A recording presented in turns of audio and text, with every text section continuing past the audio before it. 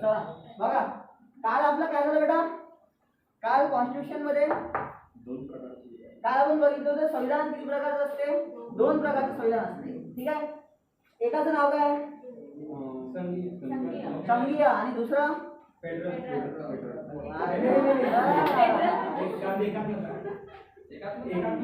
एक असते एकात्मक, एक असते संघीय. ठीक आहे, एक असते एकात्मक आणि एक असते संघीय, है ना. हा ठीक आहे, एकात्मकचं नाव काय बेटा, इंग्रजीत काय म्हणते, युनिटरी. काय म्हणते, युनिटरी. आणि संघीयचं काय म्हणते, फेडरल. काय म्हणते, फेडरल. मग दोघांचे आपण काल बघितलं तर काय काय वैशिष्ट्य बघितले ना, वैशिष्ट्य स्पेशालिटी काल बघितली होती, युनिटरीची पण आणि फेडरलची पण. ठीक आहे, युनिटरीची वैशिष्ट्य काय बेटा, नंबर 1 युनिटरीची वैशिष्ट्य काय, नंबर 1 सिंगल सिटीजनशिप. सगळ्यात मोठा कोणतं वैशिष्ट्य आहे, सिंगल सिटीजनशिप. त्यानंतर एक देश एक सरकार, एक देश एक सरकार, म्हणजे दुसरा कोणाचा हस्तक्षेप नाही, दुसरं कोणतंच सरकार नाही. समजलं, ते आहे युनिटरीचं एक लक्षण. बरोबर आहे. तिसरी गोष्ट, युनिटरी कॉन्स्टिट्यूशन कुठे लागू होईल, ज्या देशात लोकसंख्या कमी आहे. काय कमी आहे, लोकसंख्या कमी आहे, तो देश क्षेत्रफळाने लहान आहे आणि तिथं विविधता सुद्धा कमी आहे. काय कमी आहे, विविधता. बरोबर आहे. आले काय, त्यानंतर अजून काय बघितलं होतं आपण याच्या अपोज मध्ये, दुसरं कोणतं बघितलं होतं, फेडरल. कोणतं बघितलं होतं, फेडरल. फेडरल मध्ये काय बेटा, फेडरल हे जे स्ट्रक्चर आहे हे कोणत्या देशात लागू होते, जिथं लोकसंख्या जास्त आहे, क्षेत्रफळ सुद्धा मोठं आहे आणि विविधता जास्त आहे. बरोबर आहे. अजून काय म्हटलं होतं फेडरल बद्दल, फेडरल बद्दल तिथं निर्णय सहजासहजी घेता येत नाही. बरोबर आहे. निर्णय घेताना तिथं हस्तक्षेप असते कोणाचा, प्रांतांचा म्हणजे राज्याचा. केंद्र एकतर्फा निर्णय घेऊ शकत नाही, एक गोष्ट. दुसरी गोष्ट काय की तिथे ड्युअल सिटीजनशिप दिल्या जाते. काय दिल्या जाते, ड्युअल सिटीजनशिप. आणि त्यानंतर तिथे कोणती सिस्टीम वापरली जाते, डायरकी सिस्टीम. कोणती सिस्टीम, डायरकी सिस्टीम. द्वैध शासन प्रणाली. काय म्हणतात त्याला, द्वैध शासन प्रणाली. हे होते वैशिष्ट्य कशाचं, फेडरलचं. आणि त्याच्या अगोदर सांगितलं कशाचं होतं ते, युनिटरीचं, एकात्मताचं. बरोबर आहे. आता प्रश्न हा आहे की आपलं जे आहे भारतीय संविधान किंवा मग आपला देश म्हणून भारत देश यांनी कोणतं स्ट्रक्चर अडॉप्ट केलं आहे. प्रश्न हा आहे, हे युनिटरी आहे की फेडरल आहे. जसं काल आपण बघितलं की युनिटरी काय आणि फेडरल काय, आपल्या देशाने कोणतं अडॉप्ट केलं आहे. प्रश्न हा आहे. तर आपल्या देशाने बघा बेटा, युनिटरीची जी स्पेशालिटी आहे, स्पेशालिटी म्हणजे वैशिष्ट्य, आणि फेडरलची जी स्पेशालिटी आहे, दोघांची पण स्पेशालिटी मिळून आपलं कॉन्स्टिट्यूशन क्रिएट केलंय, तयार केलंय. कसं आहे बघा, जर आपण फेडरल कॉन्स्टिट्यूशन बद्दल जर बघितलं, मी तुम्हाला काल युनिटरीचे एक्झाम्पल सांगितले होते. युनिटरीचे एक्झाम्पल, एक देश होता ब्रिटन. कोण होता, ब्रिटन. दुसरा जपान. हे 2 देश चांगले लक्षात ठेवायचे.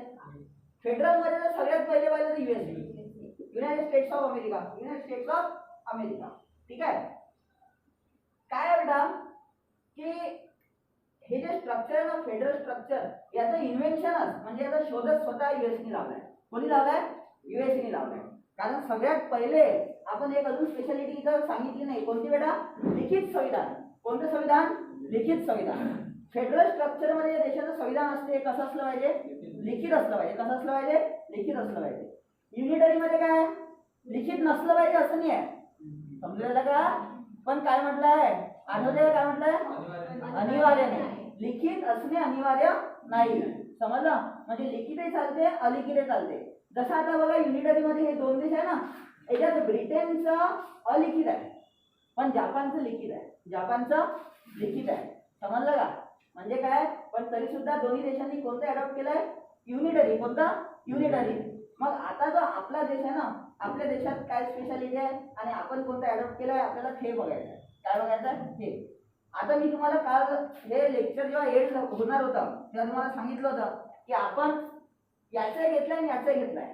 कारण आपलं जे संविधान म्हणलंय हे 60 देशाच्या संविधानाचा अभ्यास केलाय. किती देशाच्या संविधानाचा, 60 देशाचं संविधान वाचलं आपण.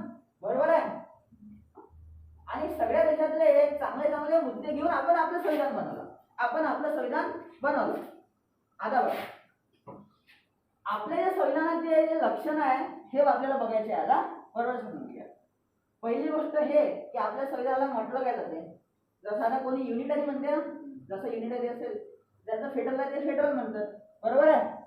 आपल्या देशाचं संविधान जे आहे वेगवेगळे जेवढे पण काय म्हणू आपण त्याला, संविधानाचे जेवढे मोठे मोठे विद्वान होते, विद्वान समजते ना, प्रत्येकाने आपापल्या लँग्वेजमध्ये आपल्या कॉन्स्टिट्यूशनला डिफाईन केलाय.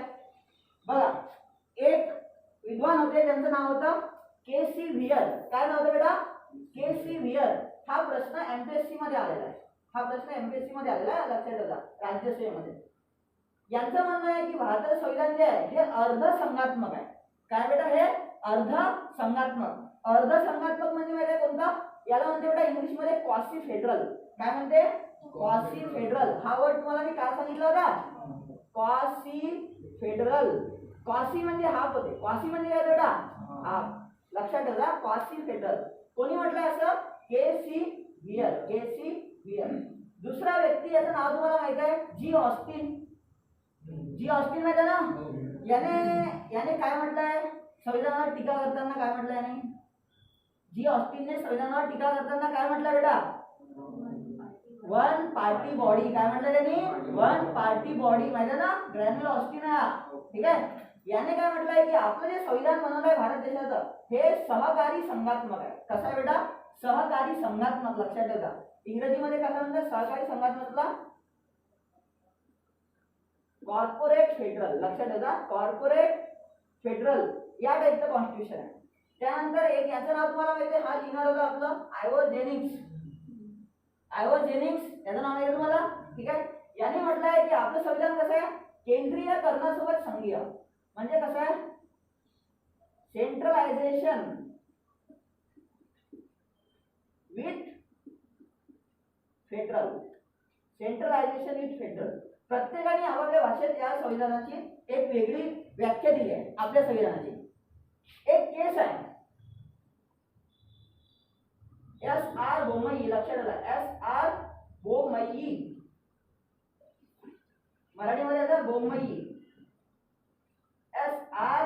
बोमई हे जे केस आहे बेटा, या केसमध्ये सुप्रीम कोर्टने काय म्हटलंय? लक्षात ठेवा, सुप्रीम कोर्टने हे म्हटलंय की आपल्या भारताचे जे संविधान आहे हे मूलरित्या समजते ना बेटा? मूलरित्या म्हणजे समजते का? हा, मूलरित्या आपलं जे भारताचं संविधान आहे हे फेडरल आहे. कसं आहे? फेडरल आहे असं म्हटलंय. लक्षात ठेवा. कोणी? कोर्टने. कोणत्या केसमध्ये? लक्षात ठेवा, S.R. बोमई केस. कोणती केस आहे बेटा? हे S.R. बोमई केस. या केसमध्ये सुप्रीम कोर्टने म्हटलंय की भारताचं जे संविधान आहे हे फेडरल स्ट्रक्चरचं आहे. कसं आहे? फेडरल स्ट्रक्चरचं आहे. ठीक आहे. आता बरोबर हे समजून घ्या की भारतीय संविधानामध्ये आपण हे अडॉप्ट केलाय आणि हे अडॉप्ट केलाय. म्हणजे काय? आपण फेडरल स्ट्रक्चर सुद्धा आपण अडॉप्ट केलाय आणि आपण युनिटरी स्ट्रक्चर सुद्धा अडॉप्ट केलाय. कसं काय ते बरोबर समजून घ्या. Each and every point. इथे क्वेश्चन कसा आहे बनते, डीप मध्ये बनते, आडातेडा कसा आहे बनते, हे जर एकदा समजलं तर तुम्हाला चांगल्यातल्या चांगल्या प्रश्नाचं उत्तर सुद्धा लिहिता येते मेन्स रायटिंग मध्ये. संघात्मक लक्षण जर बघितलं आपल्या भारतीय संविधानाचं संघात्मक लक्षण, तर आपल्या संविधानाने डायरकी आहे सिस्टीम अडॉप्ट केली आहे. माहिती तुम्हाला? हे काल लिहिलेलं आपण लिहिलेलं आहे की नाही लिहिलेलं आहे? Dyarchy system. डायरकी म्हणजे बेटा द्वैध शासन प्रणाली आहे ना. द्वैध शासन प्रणाली म्हणजे कसं बेटा की बघा इकडे येतं, इकडे साईडनी एक केंद्र काल सांगितलं तुम्हाला आणि बाकी 28 राज्य आहे. असं स्ट्रक्चर आहे आपल्या इंडियाचं. बरोबर आहे. एक केंद्र 28 राज्य. म्हणजे काय? केंद्राचं शासन वेगळं, राज्याचं शासन वेगळं. राज्य शासन वेगळं आहे, केंद्र शासन वेगळं आहे. राज्य सरकार वेगवेगळं आहे 28, केंद्र सरकार एक आहे. माहिती तुम्हाला? हा, तर याला म्हटलं जाते द्वैध शासन प्रणाली. काय म्हटलं जाते? द्वैध शासन प्रणाली, जी आपण अडॉप्ट केली आहे. आणि हे कशाचं लक्षण आहे? हे फेडरल लक्षण आहे. सांगितलं ना, द्वैध शासन कशाचं लक्षण आहे? फेडरल. कशाचं आहे? फेडरल. माहिती ना. सिंगल शासन कशाचं लक्षण आहे? एक शासन, युनिटरी. एक देश एक सरकार, हे युनिटरी आहे. समजून राहिलं का? एक देश विविध सरकार, समजून राहिलं का?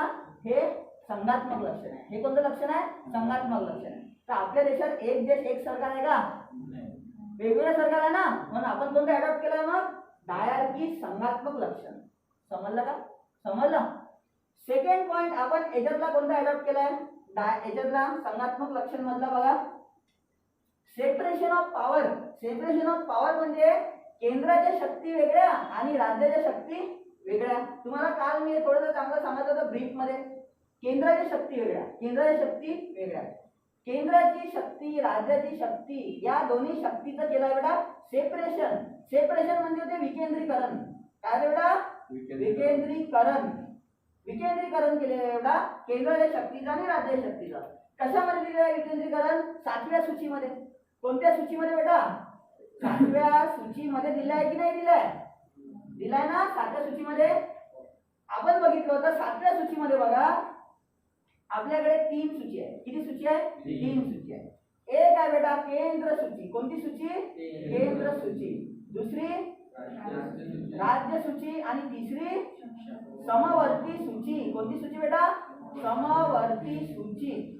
सांगितलं होतं मी तुम्हाला हे काल. केंद्र सूचीमध्ये 100 विषय आहेत, राज्य सूचीमध्ये 61 विषय आहेत आणि समवर्ती सूचीमध्ये 52 विषय आहेत. किती विषय बेटा? 52. हे काल सांगितलं तुम्हाला मी. नव्हतं सांगितलंय? सूचीचे विषय किती आहेत? नव्हतं सांगितलं? ठीक आहे. आज लक्षात घ्या की केंद्र सूचीत 100 आहे, राज्य सूचीत 61 आहे आणि समवर्तीमध्ये 52 आहे.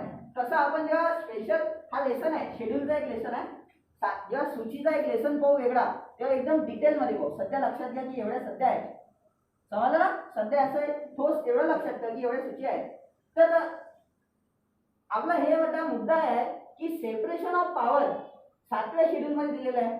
दिलेला आहे 7व्या शेड्यूल मध्ये दिलेला आहे. म्हणजे हा जो मुद्दा आहे आपला केंद्राच्या शक्ती वेगळ्या, राज्याच्या शक्ती वेगळ्या, तर हा मुद्दा आपण कोणत्या ह्याच्यातून लक्षण आहे? हा एक संघात्मक लक्षण आहे. कोणतं लक्षण आहे बेटा? हे संघात्मक लक्षण आहे. समजलं का? समजलं ना? तर हा मुद्दा आपण फेडरल स्ट्रक्चरचं कॉन्स्टिट्यूशन पाहून घेतलाय. समजलं का? हा मुद्दा पाहून घेतला आपण फेडरल स्ट्रक्चरचं कॉन्स्टिट्यूशन पाहू. सगळ्यात पहिले फेडरल स्ट्रक्चर मी कोणाला सांगितलं तुम्हाला? युएसए घेतलाय. घेतलाय. काय झालं बघा, इथे येऊन आला का बेटा? इथे येऊन आला का? येऊन आला एकदम ठीक आहे. थोडासा इकडे घेतो. काय झालं बरोबर लक्ष द्या बेटा. आपलं कॉन्स्टिट्यूशन बघा 47 ला आपण स्वतंत्र झालो आणि आपलं कॉन्स्टिट्यूशन 50 ला तयार झालं. झालं की नाही? बरोबर आहे. 47 पासूनच कसं म्हटलं तर बनवणं सुरू झालं, कारण ड्राफ्टिंग कमिटी 29 ऑगस्टला तयार झाली. बरोबर आहे.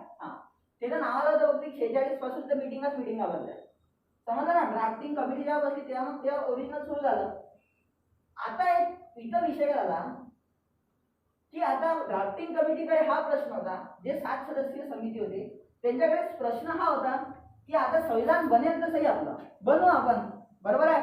सगळं काही तयार आहे आपल्याकडे. आता काम आहे दिलेलं ड्राफ्ट तयार करण्याचा, पण संविधानाचं नेचर काय असलं पाहिजे, कसं संविधान आपल्या भारतासाठी लागू करू शकतो आपण की जेणेकरून पुढे चालून हे संविधान फॉर एव्हर टिकून राहील. कसं टिकून राहील? फॉर एव्हर टिकून राहील असं संविधान बनलं पाहिजे ना.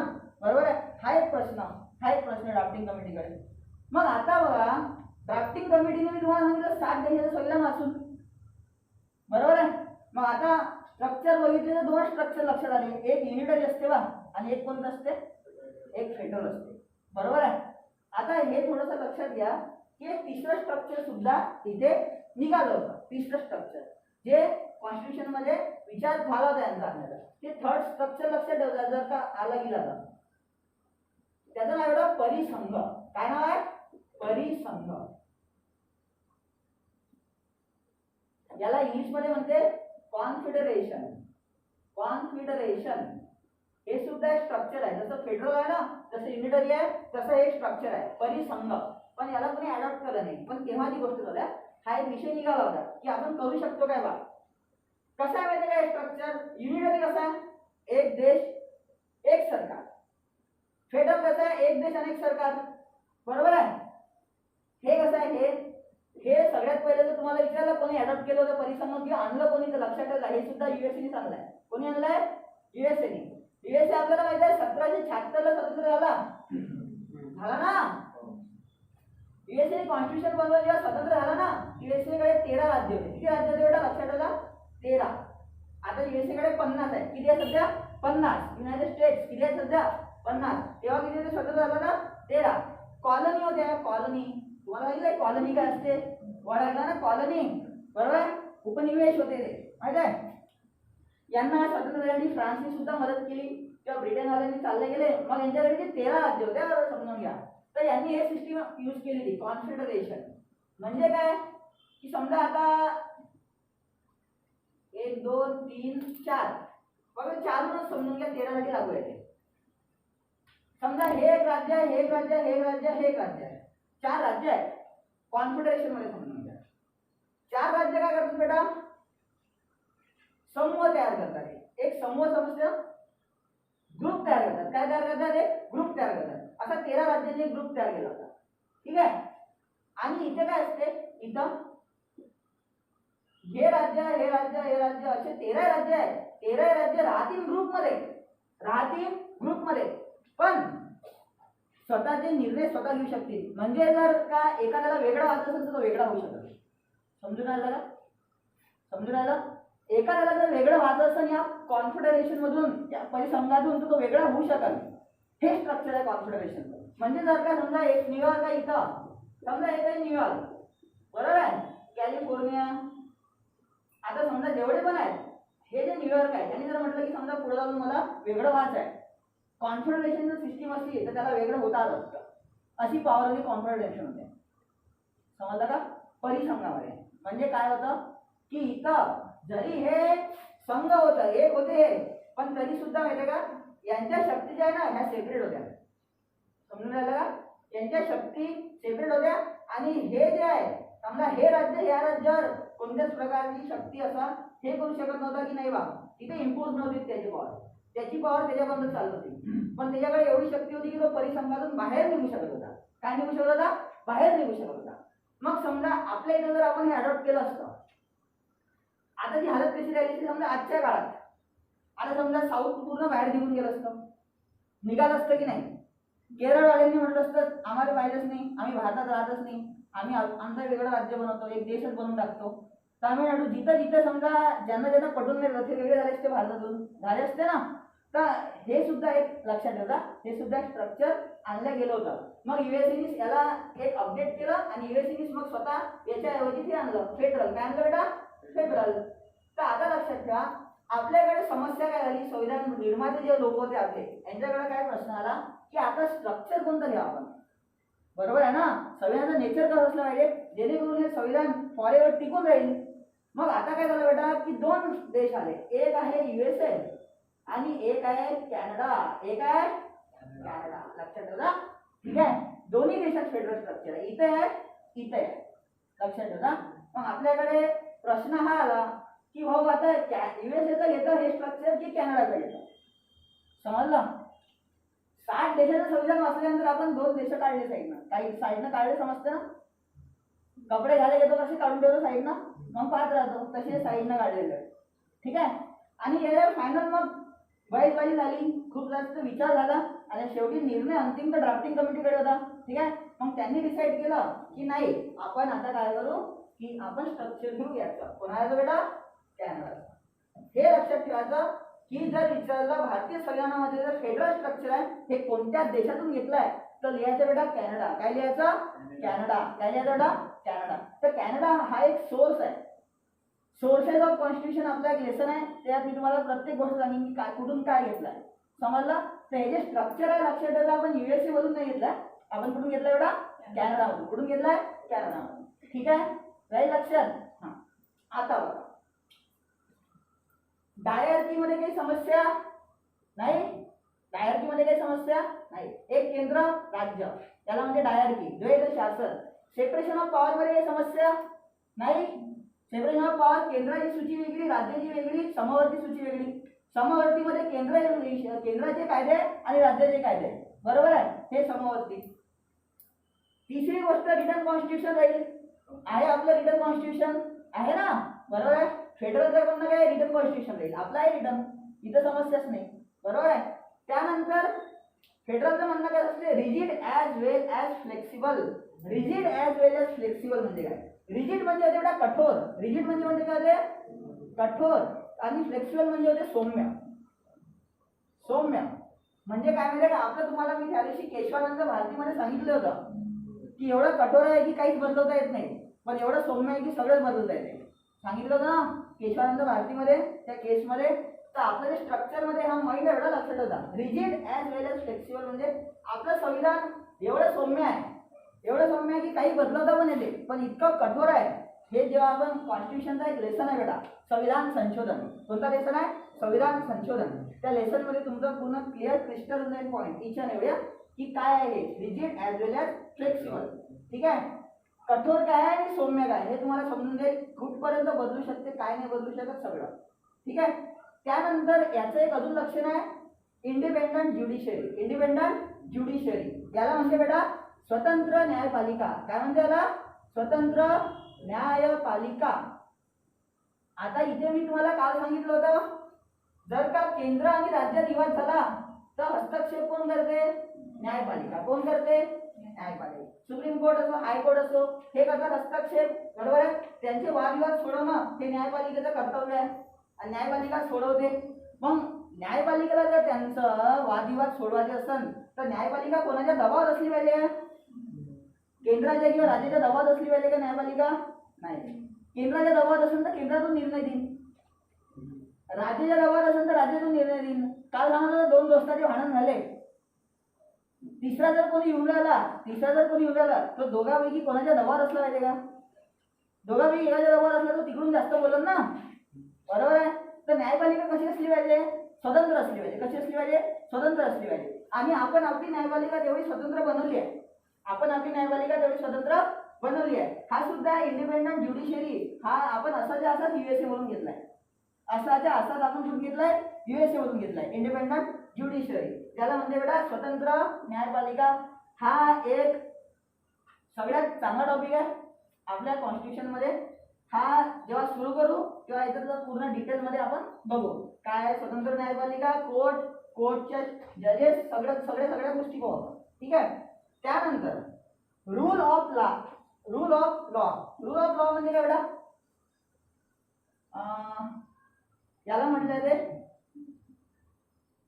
कायद्याची सर्वोच्चता. कायद्याची सर्वोच्चता. कायद्याची सर्वोच्चता म्हणजे काय बघा, की सिंपल गोष्ट आहे, सिंपल गोष्ट आहे. बघा, हे इथं केंद्र आहे, इथं राज्य आहे, बरोबर आहे.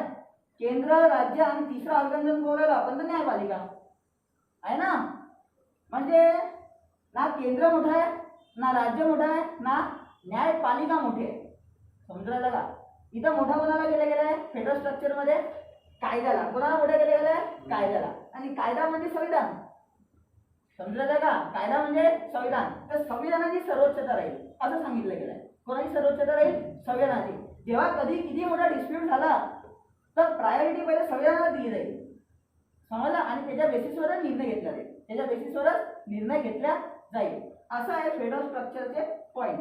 त्यानंतर एक अजून सिस्टीम आपण अडॉप्ट केली आहे, टू हाऊस सिस्टीम. कोणती सिस्टीम आहे बेटा, टू हाऊस. याला म्हणते मराठीमध्ये द्विसदनीय प्रणाली. कोणती प्रणाली बेटा, द्विसदनीय प्रणाली. द्विसदनीय म्हणजे बघा, केंद्रामध्ये बघा आपल्याकडे द्विसदन आहे, एक आहे लोकसभा, एक आहे राज्यसभा आहे ना. काल सांगितलं याबद्दल थोडंसं तुम्हाला, एक लोकसभा एक राज्यसभा, दोन्ही मिळून म्हणते संसद. दोन्ही मिळून काय म्हणते, संसद. ठीक आहे, आता हे जे लोकसभा आहे, लोकसभा हे आहे लोअर हाऊस, राज्यसभा आहे अप्पर हाऊस, राज्यसभा आहे अप्पर हाऊस. लोकसभा मधून बनते पीएम, सांगितलं का तुम्हाला. राज्यसभेमध्ये लोक कुठे जातात, राज्यातले. कुठचे लोक जातात, राज्यातले. हा तर एक लय मोठा टॉपिक आहे. ठीक आहे, सध्या थोडं फक्त याचं लक्षात ठेवा. ठीक आहे, मग सगळं जसं आपण आतमध्ये जाऊ तसं सगळं क्लिअर होते. ठीक आहे, तर सध्या एवढं लक्षात ठेवा की जे द्विसदनीय प्रणाली आहे, टू हाऊस सिस्टीम आहे, हे एक लक्षण आहे कशाचं बेटा, संघात्मक लक्षण. तर आपल्या इंडियामध्ये बघा, आपल्या इंडियामध्ये डायरकी आहे डायरकी, देश शासन प्रणाली आहे ना, आहे. सेपरेशन ऑफ पॉवर आहे, रिटन कॉन्स्टिट्यूशन आहे आपलं, रिजिड ॲज वेल एज फ्लेक्सिबल आहे. इंडिपेंडंट आहे ज्युडिशियरी, काही समस्याच नाही त्याच्यात. ठीक आहे. त्यानंतर रूल ऑफ लॉ आहे, कायद्याची सर्वोच्चता आहे. आणि त्यानंतर 2 हाऊस सिस्टीम आहे, द्विसदनीय प्रणाली आहे. म्हणजे हे सगळे लक्षणं आपल्या कॉन्स्टिट्यूशनमध्ये दिसून पडतात की नाही? दिसून पडतात. पण त्याचबरोबर युनिटरी कॉन्स्टिट्यूशनची सुद्धा लक्षणं आहे मग आपल्या कॉन्स्टिट्यूशनमध्ये. समजलं का? म्हणजे हे लक्षणं तर आहे, पण हे लक्षण आहे जे एकात्मक लक्षण आहे. कोणतं लक्षण आहे? एकात्मक लक्षण आहे. काय आहे पाहून घ्या. आता हे चांगलं समजून घ्या. ठीक आहे. याच्यावर बेटा आत्ताच मागच्या वर्षी मी मेन्स दिली ना, त्याच्यावर प्रश्न आला होता. मी तुम्हाला सांगतोय कोणता प्रश्न आला होता. ठीक आहे. क्वालिटीमध्ये एकात्मक लक्षण बघा कसं आहे. Powerful central government. आता बघा बरोबर हे समजून घ्या. आपल्याकडे हे 2 देश होते ना स्ट्रक्चर यासाठी फेडरल वाला, बरोबर आहे. एक युएसए होता, कॅनडा होता. आपण 2 चूज केले होते. आपण कॅनडा अडॉप्ट केला. आपण काय अडॉप्ट केला? कॅनडा. कारण कॅनडा युएसए मध्ये कसं आहे माहिती का? एवढा लक्ष दिले. युएसए मध्ये कसं आहे? Federal structure. युएसए मध्ये कोणतं स्ट्रक्चर आहे? Federal structure. कॅनडा मध्ये माहिती काय लिहिलंय बेटा? कॅनडा मध्ये कसं आहे माहिती का? Federal structure with strong central government असं आहे बेटा. With strong central government. आपण हे अडॉप्ट केलंय. समजलं का? आपण काय अडॉप्ट केलंय? Federal structure with strong central government. म्हणजे काय? संघीय शासन त्याच्यासोबत काय बेटा? सशक्त केंद्र सरकार. काय? सशक्त केंद्र सरकार. म्हणजे काय? इथे बघा लक्ष द्या बरोबर. Federal structure with strong central government म्हणजे काय? की जरी केंद्र आणि राज्य वेगवेगळे असतात तरी राज्य आणि केंद्रापैकी जर शक्तीचं जर गोष्ट केली तर शक्ती जास्त केंद्राकडे आहे. शक्ती जास्त कोणाकडे आहे? केंद्राकडे. समजलं का? आणि जर केंद्राकडे शक्ती जास्त येऊन राहिली तर एकात्मक लक्षण आहे की नाही? आहे ना. मग शेवटी तेच येऊन राहिलं ना, एक देश एक सरकार. येऊन राहिलं की नाही येऊन राहिलं? बरोबर आहे. इथं लक्षात घ्या की पॉवरफुल सेंट्रल गव्हर्नमेंट. आता बघा हे आपण म्हणलेलो की तिकडला बघा आपल्या संविधानाचे जे निर्माते आहे बेटा असेच त्या जागी बसले नव्हत्या. त्यांनी बघा किती म्हणजे एक प्रकारे काढून कसं कॉन्स्टिट्यूशन बनवलं आपलं. बरोबर असं बनवलं की जेणेकरून पुढे चालून विजन होतं एक त्यांचं की पुढे चालून काही समस्या होणार नाही. आता बघा हा पॉईंट जो आहे केंद्राचं सेपरेशन आहे ना, सेपरेशन ऑफ पॉवर याच्यावर समजून घ्या. हे फेडरल सांगते. हे काय सांगते?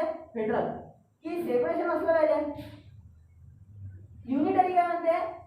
की केंद्र सर्वोच्च असलं पाहिजे. बरोबर आहे. आता इथं बघा आपण तो तर पॉईंट घेतला सेपरेशन ऑफ पॉवर, पण यात युनिटरीचं काय केलं माहिती का? केंद्र सूचीमध्ये बघा किती विषय आहे? 100. किती विषय आहे? 100. हे जास्त आहे की 61 पेक्षा की कमी आहे? जास्त आहे ना. ठीक आहे.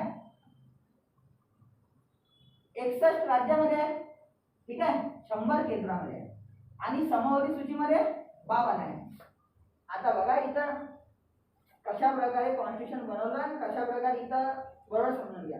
केंद्र सूचीतले 100 विषय आहे ना, हे जास्त काय आहेतच. जास्त आहे हे नको भाऊ, तो 100चा आकडा नको भाऊ. इथं हे बाकी हे 100 महत्वाचे आहे. जास्त ना महत्वाचे फरक समजते. जास्त ना महत्वाचे फरक समजते ना. हे जे 61 आहे ना 61 हे जसं आता याच्यात आहे शेती, आरोग्य,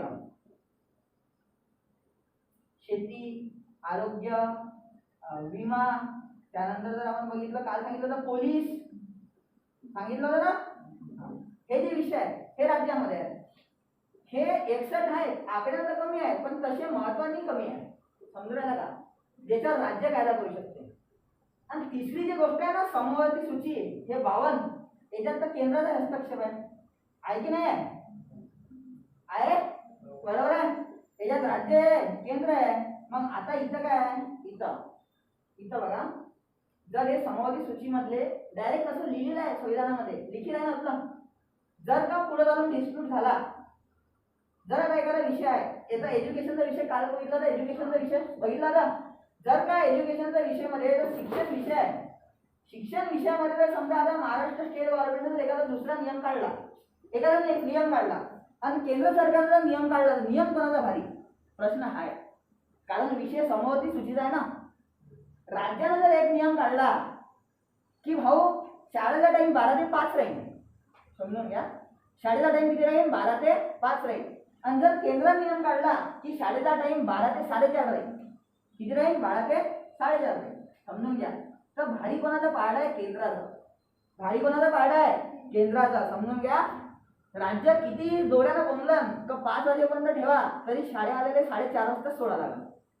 समजायला असं नमूद आहे, डायरेक्ट लिहिलेलं आहे. असं समजलं. समवर्ती सूचीमधले सगळे विषय आहे ना, सगळ्या विषयात जर का केंद्रात आणि राज्यात कोणताही वादविवाद झाला तर पारडं नेहमी केंद्राचाच भारी राहील. समजलं का? केंद्राचाच मुद्दा पकडला जाईल. समजलं ना, की केंद्राने जे म्हटलं तेच सत्य आणि तेच अंतिम. समजलं का? समजलं का? म्हणजे इथं सुद्धा काय आहे, एक प्रकारे बघा, इथं एक तर विषय जास्त आहे, महत्वाचे आहे, राज्याला कमी आहे, कमी महत्वाचे आहे, आणि इथे सुद्धा केंद्राचाच पारडा आहे की नाही? अजून एक समजून घ्या. आता हे जे संविधान बनवलं 1950 ची गोष्ट, इथून किती वर्ष अगोदरची गोष्ट आहे? 72 झाले ना? झाले ना? 72 इयर्स. 72 वर्ष अगोदर 4G 5G काय होतं का? इंटरनेट होतं का? नाही होतं. माहिती मला इंटरनेट नव्हतं ना. टेक्नॉलॉजी एवढी डेव्हलप झाली होती का? नाही झाली होती टेक्नॉलॉजी. बरोबर आहे. टेक्नॉलॉजी डेव्हलप झाली असती त्यानं धबधब टाईप नसतं केलं काय कॉन्स्टिट्यूशन. सिंपल गोष्ट आहे. बरोबर आहे. कशाला एवढे 2, 11, 18 लावले असते? 2 वर्ष 11 महिने 18 दिवस लावले नसते ना, जर का टेक्नॉलॉजी असती तर. मग आता काय? पण त्यांना एवढं माहित होतं, निर्माते एवढे माहित होते की पुढे चालून 70 वर्षानंतर म्हणा 100 वर्षानंतर टेक्नॉलॉजी एवढी डेव्हलप होऊन जाईल की काहीतरी असे विषय राहतील जे आपण याच्यात टाकले नाही. समजलं का? काहीतरी असे विषय राहतील जे केंद्र सूचित नाही आहे, जे राज्य सूचित नाही आहे, ते समवर्ती सूचित नाही आहे, असे विषय. मग असा विषय कोणता आहे का? तुला तिन्ही सूचित नाही आहे, किंवा इंटरनेट. कोणता आहे? इंटरनेट. जो याच्यातही नाही, याच्यातही नाही, याच्यातही नाही. समजलं का? मग आता इंटरनेटवर कायदा कोण बनवणार? समजलं का? इंटरनेटवर कायदा कोण बनवणार? कारण इंटरनेट तर नमूदच नाही ना. बरोबर आहे. तर असे जे विषय आहेत जे या सूचीमध्ये नमूद नाही आहे, लक्षात ठेवा, सूचीमध्ये नमूद नाही, असे विषय जे नमूद नाही, अशा विषयावर कायदा बनवण्याचा अधिकार आहे हो केंद्राला. कोणाला? केंद्राला. डबल इथं केंद्रच आहे, दिसून राहिलं. आणि याला काय म्हटलं जाईल? याला म्हटलं जाईल केंद्राची अवशिष्ट शक्ती. कोणती शक्ती बेटा? अवशिष्ट शक्ती. लक्षात ठेवा, अवशिष्ट शक्ती. याला इंग्रजीमध्ये म्हणते रेसिड्युअल पॉवर. कोणती power? Residual power of central government. Residual power of central government. लक्षात ठेवा. ठीक आहे. असा विषय, जो विषय या तिन्ही सूचित नाही आहे, त्या विषयावर कायदा फक्त केंद्र बनवणार. कोण बनवणार? केंद्र बनवणार. राज्याचा हस्तक्षेप चालणार नाही. राज्याचा हस्तक्षेप चालणार नाही. आता बघा इथं जर का आपण ते स्ट्रक्चर पाहिलं ना, हे स्ट्रक्चर फेडरलचं आहे. फेडरलचं सेपरेशन ऑफ पॉवर हे स्ट्रक्चर कशाचं आहे? फेडरलचं आहे ना. पण याच्यात बघा फेडरलचं स्ट्रक्चर घेऊन सुद्धा केंद्राला स्ट्रॉंग केलं, म्हणजे इथं युनिटरीचं लक्षण आहे. युनिटरीचं लक्षण. केंद्राला स्ट्रॉंग करण्याच्या मागचं कारण काय? का बरं कॅनडाचं मॉडेल अडॉप्ट केलं आपण? का बरं? Why? What is the reason? Federal structure with strong central government का बरं घेतला आपण? तेव्हाचा तो टाइम होता, तुम्हाला मी सांगितलं 93 देशी रियासत होत्या. 93 देशी रियासत होत्या. 47 ला नुकताच पाकिस्तान वेगळा झाला होता. नुकताच पाकिस्तान वेगळा झाला होता ना. बरोबर आहे. 93 देशी रियासत पहिलेच कन्फ्युज मध्ये होत्या, इकडे जायचं का तिकडे जायचं. बरोबर आहे. जर का आपण असं स्ट्रक्चर घेतलं असतं फेडरल वाला, तर संविधान निर्मात्याला माहित होतं की पुढे चालून भारत एक संघ राहणार नाही. समजलं का? असं संविधान पाहिजे की एक केंद्र सरकार एवढं सशक्त बनवू आपण की राज्याला त्या केंद्रातून बाहेर निघण्याचा अधिकार राहणार नाही. समजलं का? म्हणजे राज्य भारतातून बाहेर निघू शकत नाही. समजलं ना? जर का अडॉप्ट केलं असतं आपण हे, तर राज्य बाहेर निघालं असतं. म्हणजे कशी आपल्याला राहिली असती ड्युअल सिटिझनशिप. आपण म्हटलं असतं की महाराष्ट्रातलाही नागरिक आहो आणि भारतातही नागरिक आहो. समजलं? पण आपण हे स्ट्रक्चर अडॉप्ट करून सुद्धा आपण काय म्हटलं की आपण सिंगल सिटिझनशिप आहोत. आपण एक पॉइंट टाकलाय प्रियांबल मध्ये फ्रॅटर्निटी काय म्हटलंय? फ्रॅटर्निटी म्हणजे त्याला म्हणते बंधुता. काय म्हणते त्याला? बंधुता. समजलं? इंटेग्रिटी काय टाकलाय? इंटेग्रिटी. इंटेग्रिटी म्हणजे काय बेटा? अखंडता. काय होते? अखंडता. आणि युनिटी. आणि युनिटी. युनिटी म्हणजे काय? एकता. समजलं ना? हे जे सगळे पॉइंट आहे ना, या एका एका वर्डचं डीप डीप मिनिंग आहे कॉन्स्टिट्यूशन मध्ये. आता हे सगळं आपण का बरं केलंय तुम्हाला समजलं असेल थोडंसं.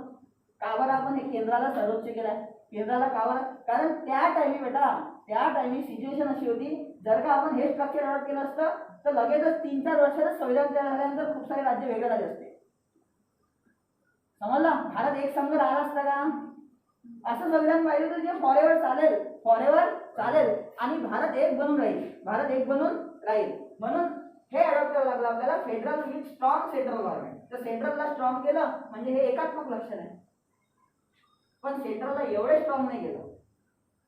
सेंट्रल कुठं वीक आहे ते पाहू ना.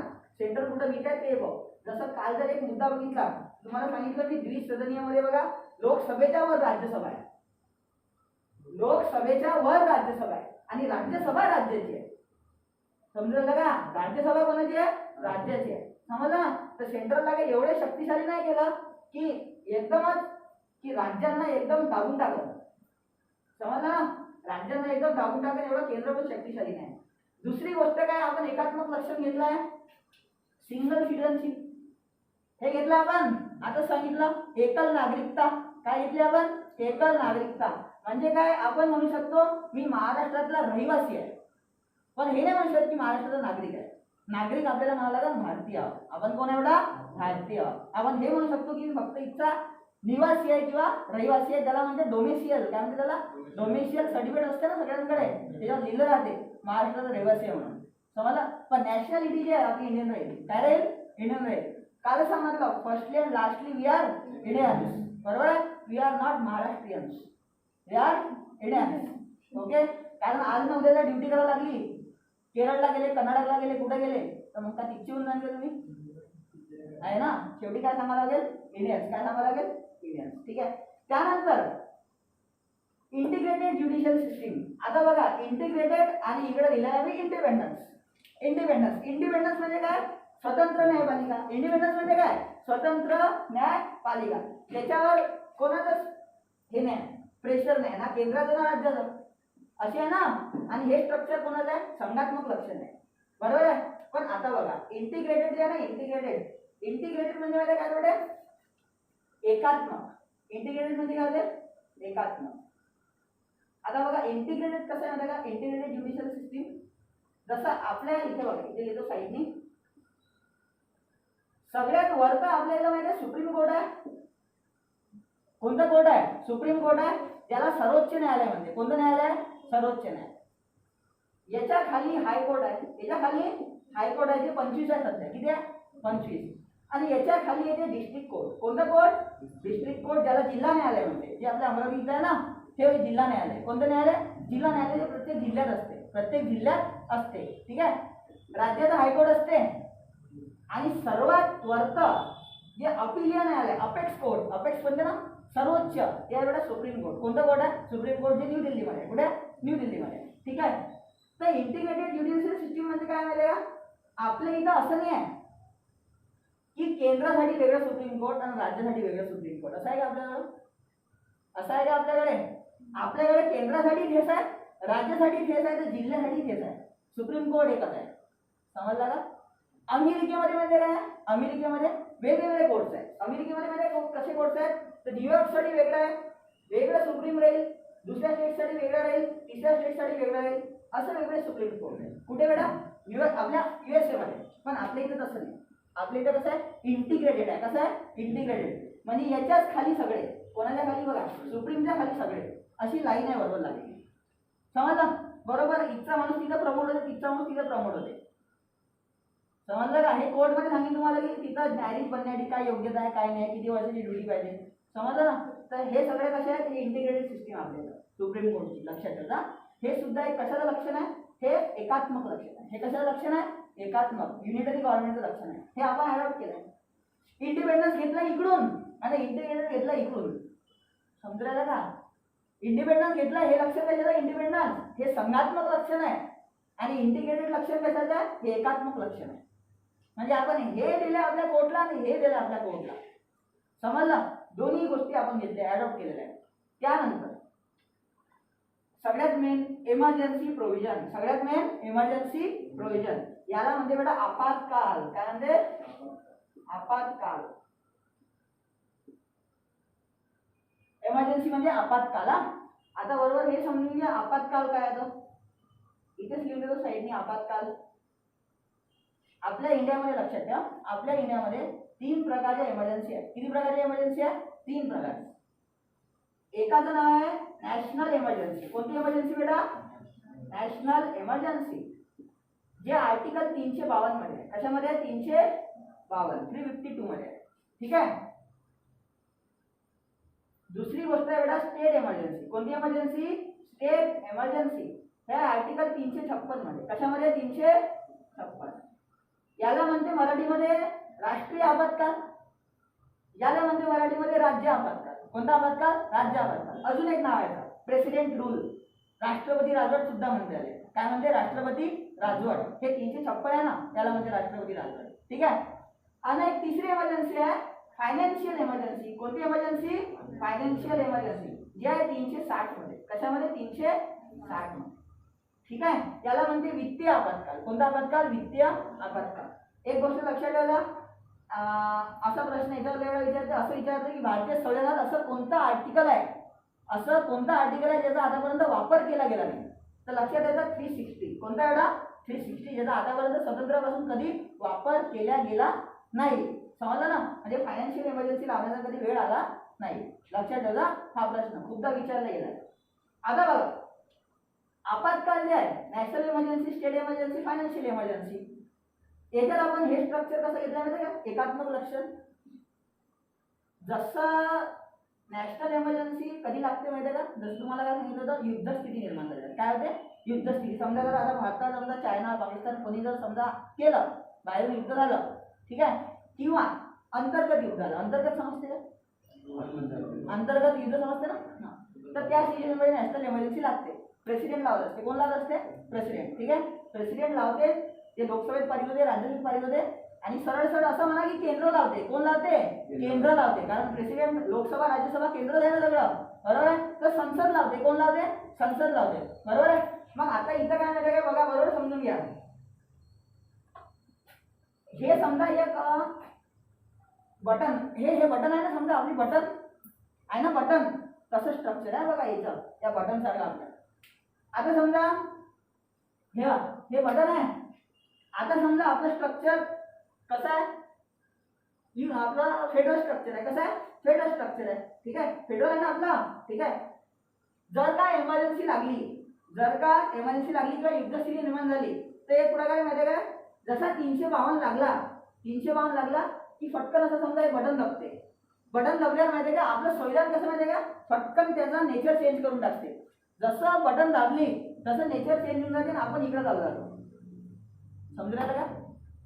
आपण इकडे चाललो जातो एकात्मक मध्ये. आपलं कॉन्स्टिट्यूशन डायरेक्ट युनिटरी बनून जाते एक बटन दाबल्यावर. समजून घ्या. बटन दाबल्यावर म्हणजे काय? 352 बटन आहे. समजून आलं का? 352 बटन आहे. समजून आलं? जसं 352 लागलं ना, तसं आपलं हे नेचर चेंज होऊन या नेचर मध्ये चाललं होतं. म्हणजे काय माहिती आहे? डबल काय होते माहिती आहे का?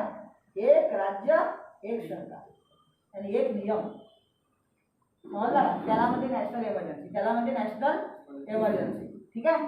लावल्या गेली आहे. पण इंदिरा गांधीबाईंनी लावले. कोणी लावली आहे? इंदिरा गांधीबाईंनी. पाहू त्याच्यावर चांगलं लेसन आहे आपला इंदिरा गांधीबाईंचा. ठीक आहे. 75 लावली ती. 25 जून 75. ठीक आहे. 25 जून म्हणजे आताच आहे ना, 2 दिवसानं आता आहे ना. कारण 12 जून 1975 ला अलाहाबाद हायकोर्टने तिच्या विरोधात निर्णय दिला होता. तिला पद सोडायला लावला होता. काय सोडायला लावला होता? पद सोडायला लावला होता. ठीक आहे. कारण तिने मशिनरीचा यूज केला होता असं आढळलं होतं इलेक्शन मध्ये.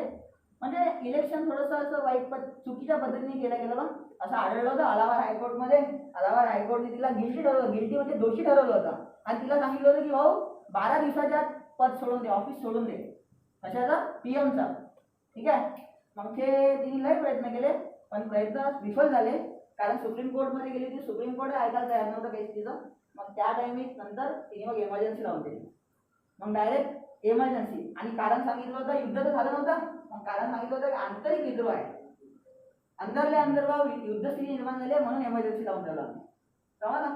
मग इमर्जन्सी लावली होती. तो मग इमर्जन्सी लागल्यावर कोर्टचा निर्णय सगळं बंद. कारण स्विच ऑन केलं होतं ना, स्विच ऑन केलं होतं. समजलं? म्हणजे काय की डायरेक्ट वर्क सरकार वर्कर आहे. मग भगा जेवढे तिचे विरोधक होते पुरे अंदर टाकले तिने. लालकृष्ण अडवाणी जे आहे ना, अटल बिहारी वाजपेयी सगळे अंदर टाकले त्या टाइम. पाहू आपण ते पण स्टोरी. ठीक आहे. तर इमर्जन्सी प्रोव्हिजन जे आहे हे बेटा असं स्विच आहे जे दाबलं की डायरेक्ट इकडून तिकडे चाललं जाते कॉन्स्टिट्यूशन आपलं. समजलं ना? डायरेक्ट चेंज होऊन जाते. त्यानंतर all India services. All India services हे सगळ्यात मोठं लक्षण आहे, एकात्मक लक्षण. All India services. All India services म्हणजे काय? अखिल भारतीय सेवा. मराठीत काय म्हणते त्याला? अखिल भारतीय सेवा. अखिल भारतीय सेवा. अखिल भारतीय सेवा किती आहे बेटा? अखिल भारतीय सेवा सांगा किती आहे? ऑल इंडिया सर्व्हिसेस सांगा ना.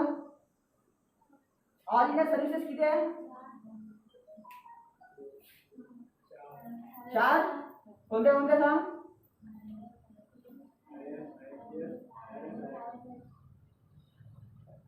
सांग दोन सांग. अजून कोणाला माहिती आहे किती आहे? ऑल इंडिया सर्व्हिसेस किती आहे माहिती आहे का? ऑल इंडिया सर्व्हिसेस नाही माहित? ठीक आहे. याच्यानंतर लक्षात ठेवायचं आयुष्यात करीबन ऑल इंडिया सर्व्हिसेस सध्या भारतात 3 आहे. किती आहे? 3 आहे. किती आहे? 3 आहे. 3 ना. ठीक आहे. एक आहे बेटा IAS, Indian administrative service. Indian administrative service, भारतीय प्रशासकीय सेवा. भारतीय प्रशासकीय सेवा. दुसरी IPS, इंडियन पोलीस सर्व्हिस, भारतीय पोलीस सेवा. तिसरा काय जण? IFS. काय? IFS. IRS इंक्लूड नाही करत त्याच्यामध्ये ऑल इंडिया सर्व्हिस मध्ये. ठीक आहे. काय इंक्लूड नाही करत? IRS. ठीक आहे. IFS म्हणजे काय होतं? इंडियन फॉरेस्ट पण होते आणि फॉरेन पण होत्या. फॉरेस्ट म्हणजे का? वन सेवा. आणि फॉरेन म्हणजे विदेश. दोन्ही लक्षात ठेवा. ऍपचा लॉंग फॉर्म फॉरेन आणि फॉरेस्ट. ठीक आहे. आता हे 3 सेवा आहेत. अखिल भारतीय सेवा ऑल इंडिया सर्व्हिसेस जे आहे ना हे एकात्मक लक्षण आहे. म्हणजे कसं बा बरोबर समजून.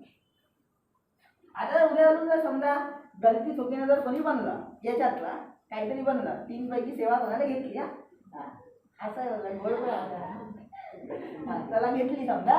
तुम्हाला सांगितलं होतं मी हा एक गॅजेटेड ऑफिसर असते. गॅजेटेड म्हणजे तुमच्या अपॉइंटमेंटवर राष्ट्रपतीचं सिग्नेचर असते. कोणाचं असते?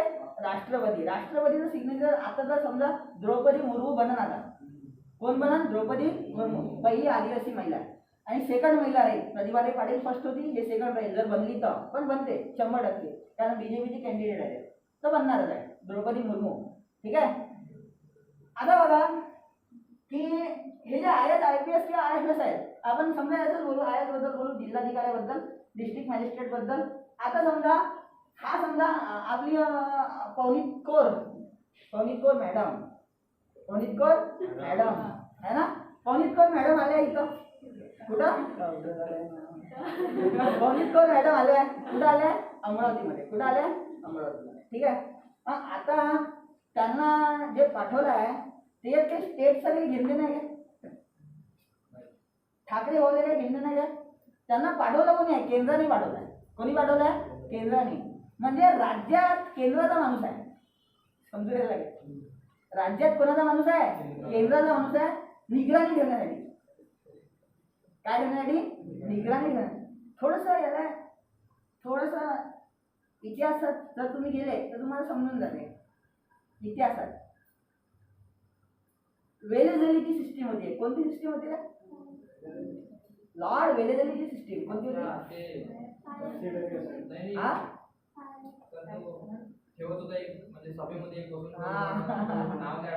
वेलेझलीची सिस्टीम कोणती होती? रेजिडेंट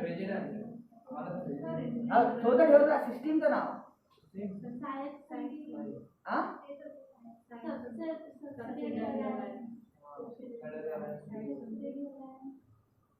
वेलेलिटी सिस्टीम कोणती? सबसायडरी अलायन्स ना. हां ठीक आहे, सबसायडरी अलायन्स.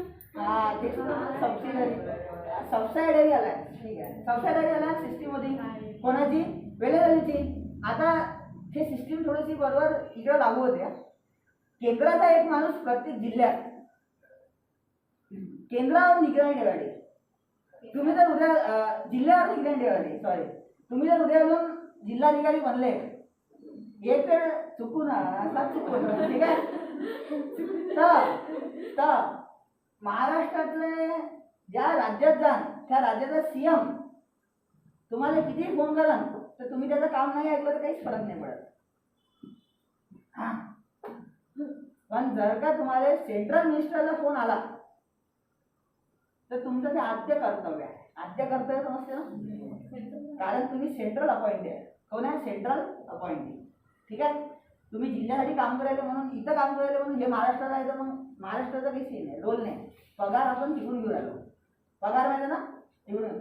मग महाराष्ट्र हे कुची नसते ना, स्टेट हे कुची नसते ना. स्टेट आपल्या अंडरमध्ये एक डेप्युटी टाकते ना, उपजिल्हाधिकारी असते की नाही, तो स्टेटचा असते. त्याला सेंट्रलचा घेणं नाही हो, त्याला सेंट्रलचा घेणं नाही. पण किती झालं तो उप आहे. उप कोण आहे? तो उप म्हणजे डबल आहे. इथं आहे केंद्राची पॉवर वर आहे की नाही? जिल्हा स्तरावर कोण शक्तिशाली आहे सांगा? केंद्र आहे ना, IAS आहे ना, बरोबर आहे. याच्या खाली जर समजा आपण बघितलं की डेप्युटी मध्ये लागला एखादा डेप्युटी कलेक्टर, तरी तो सुद्धा याच्यासमोर थोडी पॉवरफुल राहतो, नाही राहणार. समजलं? म्हणजे इथं सुद्धा काय आहे? हेच लक्षण आहे, एकात्मक लक्षण. ऑल इंडिया सर्व्हिस लक्षाला इंडियन कॉन्स्टिट्यूशनच्या 315 आर्टिकल 315 मध्ये, कशामध्ये? इंडियन कॉन्स्टिट्यूशनच्या आर्टिकल 315 मध्ये ऑल इंडिया सर्व्हिस, याचा पण लेसन आपण पाहून. आणि लास्टचा जो आहे बेटा पॉईंट तो आहे स्टेट्स आर डिस्ट्रॉयबल. हा सगळ्यात खतरनाक पॉईंट टाकला आहे याच्यात आपल्या constitution. States are destroyable but central not. Central not. आता काय माहिती आहे मराठीमध्ये समजा,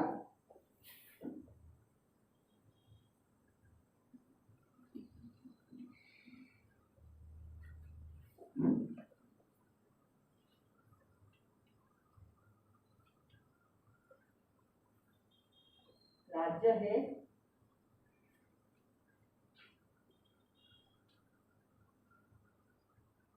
विनाशक. विनाशक समजते का? डिस्ट्रॉय समजते? डिस्ट्रॉय. डिस्ट्रॉय म्हणजे काय? विनाशक. कसं आहे माहिती का? एकदम नश्वर. चांगला शब्द म्हटलं तर नश्वर. काय म्हणू? नश्वर. नश्वर म्हणजे ना, नश्वर. नश्वर म्हणजे नष्ट होऊ शकते. सिंपल गोष्ट आहे, सिंपल. आता समजा भारतात एखादा आपले 28 राज्य, भारतात 28 राज्यापैकी म्हणजे सगळ्यात मोठं राज्य क्षेत्रफळाने समजा राजस्थान आहे. क्षेत्रफळ राजस्थान आहे ना. लोकसंख्येची कोणतं आहे? कालच सांगितलं लोकसंख्या असतो 6व्या नंबरला आपण लागते भारताला मागतो. काही सांगता नाही टाकन की नाही. थांबा एक 50 वर्ष USA सब बघितच जातं त्याच्यात. ठीक आहे, काहीच नाही, टेन्शनच नाही. म्हणजे आता वा राज्य हे नश्वर आहे म्हणजे काय? जर का राजस्थान सगळ्यात मोठं क्षेत्रफळ राज्य आहे, ठीक आहे. आता समजा हे इथं घेता एकात्मक लक्षण म्हणून इथं घेता. आता वा हे राजस्थान कुठे येते? इकडे येते, इकडे येते, इकडे येते ना, वेस्टर्न मध्ये येते ना, गुजरातच्या वर. हे राजस्थान जे क्षेत्रफळ सगळ्यात मोठं आहे. आता जर समजा केंद्राकडे एवढी शक्ती आहे की हा राजस्थानला नश्वर म्हणजे समजते काय? नष्ट नाही करू शकत, पण काय करू शकते? राजस्थानची सीमा कमी करू शकते. समजायला काय? क्षेत्रफळानं मोठा आहे तू मॅगी नाही मागायची, छोटा होऊन जाय, असं केंद्र करू शकते. असं केंद्र करू शकते. समजायला का? केंद्राला रोखणार कोणी नाही. राजस्थानवाले जर का सीमा कमी केली तर सर्वोच्च न्यायालयात जाऊ शकत नाही, कारण हे नमूद आहे. हे नमूद आहे ना, हे लिहिलेलं आहे. सर्वोच्च न्यायालय जे लिहिले नाही ते हस्तक्षेप करत असते. समजायला काय? हे लिहिलं नाही मग तू कडून कसा राहिला असं विचार ना कोर्ट. पण केंद्रावर आमच्याकडे लिहिलं आहे असं की केंद्र आम्ही काय करू शकतो, याची सीमा कमी करू शकतो. समजायला? पण राजस्थानची राज्याची एवढी क्षमता नाही की केंद्राची एकही सीमा कमी करत. समजायला का?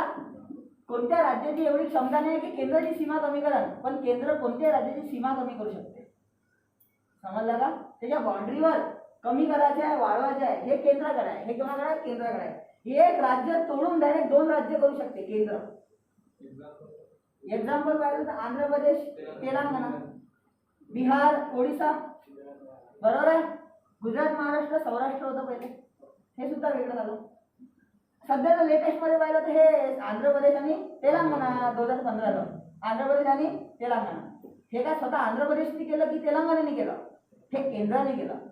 डायरेक्ट 2 तुकडे. समजलं का? पण हे करण्याची शक्ती कोणाकडे आहे? केंद्राकडे आहे. कोणाकडे आहे? केंद्राकडे आहे. म्हणजे काय की केंद्र त्याची सीमा कमी करू शकते, आणि जर का वेळ आला परिस्थितीनुसार तर काय करू शकते, त्याला दुसऱ्या राज्यातही त्याला हे करू शकते. जसं बिहारमधून झारखंड वेगळं झालंय. काय वेगळं झालंय? झारखंड वेगळं झालंय. पहिले ते एकच होतं, कंबाईन होतं. आता बरोबर समजून घ्या एकदम. राज्य हे नश्वर आहे. म्हणून माहिती का भारताला कसं म्हटलं ते की भारत कसा देश आहे माहिती का?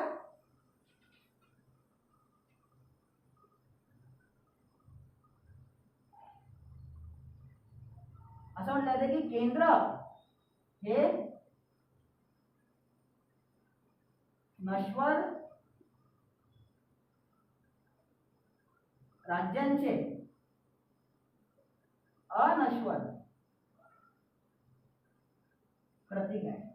असं म्हटलं ते बेटा लक्षात ठेवा. केंद्र हे नश्वर राज्यांचे अनश्वर प्रतीक आहे असं म्हटलं ते. समजलं का ते काय म्हटलं गेलंय? राज्य नश्वर आहे पण केंद्र अनश्वर आहे. समजलं का? केंद्राला नश्वर करता येत नाही. केंद्राला नश्वर म्हणून माहिती आहे तुम्ही कधी आता 2024 येईल ना किंवा आता 2019 गेला तर एक तुम्ही बघत असाल एका इकडे समजा तुम्ही हे बघा की कोणत्याही राज्याच्या निवडणुका चालू आहे, आणि आता 2024ला असं समजा की केंद्राची निवडणूक येईल ना, तर माहिती आहे काय हे जे आहे ना हे जे खुर्ची आहे या खुर्चीला पीएम म्हटलं ते. काय म्हटलं ते? PM, prime minister. या खुर्चीसाठी सगळी भागदौड सुरू असते. कारण विषय असा आहे बेटा, आपण जे स्ट्रक्चर अडॉप्ट केलंय ना या स्ट्रक्चर पुरीच्या पुरी पॉवरच त्याला देते. समजलं का? म्हणून याला हरवण्यासाठी म्हणा खूप सारे लोक एकत्र येतात, काही येतात, जे काही व्हॉटएव्हर जे काही पॉलिटिक्स होत असतात, करोडांना लाखो अब्जो रुपये खर्च केले जातात या एवढ्या खुर्चीसाठी. समजलं? कारण हे खुर्चीवरच अख्खा देश चालले. या खुर्चीवर जो बसन तो असं समजायचा की आता देश त्याच्यानुसार चालला आहे. समजलं? आता कसं आहे हा हे जे खुर्चीवर बसणार आहे ना हे काय म्हणतो आपण? प्राईम मिनिस्टर, प्रधानमंत्री. आता पाहू 2024ला कोण येते काय येते त्याच्यानुसार आहे. इलेक्शन मध्ये काय रिझल्ट लागते काय लागते काय नाही लागत. ठीक आहे. तर आपलं जे लक्षात ठेवलं आपलं जे आहे ना आपलं ना कम्प्लीट फेडरल आहे ना कम्प्लीट युनिटरी आहे. समजलं का? Federal with unitary. समजलं का? Federal with unitary. आणि गडी हा केसी व्हीआर यांनी म्हटलंय काय म्हटलंय मी? Quasi federal. काय म्हटलंय? क्वासी फेडरल, अर्ध संघात्मक. निर्मात्यांनी काय म्हटलंय? निर्मात्यांनी हे लक्षात ठेवलं. ड्राफ्टिंग कमिटीने काय म्हटलं होतं? काय आहे आपलं कॉन्स्टिट्यूशन? नेचर काय कॉन्स्टिट्यूशनचं? साधा मी 2 शब्द सांगितला 2 मिनिटं पहिले. Federal with